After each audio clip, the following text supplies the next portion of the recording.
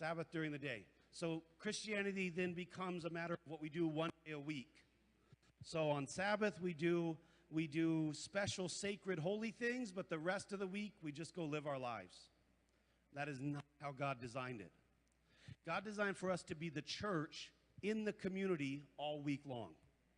To know that when we go to work, when we go to school, when we're in the market, whatever we're doing, we are taking the presence of God into those places.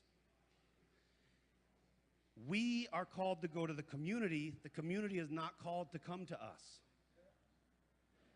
So if we're sitting back and waiting for unbelievers to just walk in the door, that is not evangelism. It can happen sometimes. Sometimes an unbeliever is walking by, they hear the music, they come up, they're interested, but that's not evangelism. Evangelism is us going out, telling people the good news about Jesus. And I want to challenge you, you don't have to invite them to church right away. When two or three are gathered, what did God say? Oh, yeah. But in the church, the time management, I've seen a pastor when three people stood up and started speaking in tongues. He asked them to shut up. They're disrupting the church. Yes. And the pastor was right. It's not like he was insulting them. He was trying to keep things in order. It's about a barn and a field.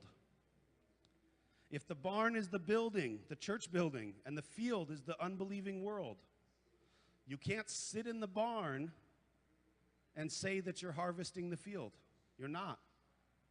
Now, some wheat might blow in from the field, and you might pick up that one piece of wheat, but that's not harvesting. You have to leave the building, go into the field, and work the field before you can bring it back into the barn. Jesus tells Peter when he calls him, he says, you've been fishing for fish, but follow me, I'll make you a fisher of men. You fish for men the way you fish for fish. You go looking for them. You catch them. You don't sit in the boat and wait for the fish to jump into your boat.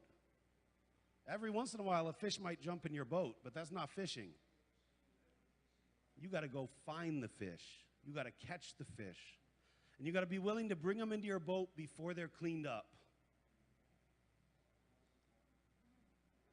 Maybe that's not as big of a deal here as it is in the United States. But in the United States, I find that many times we're unwilling to bring sinners into church because they're sinners. We're unwilling to invite them in until they look like us and talk like us.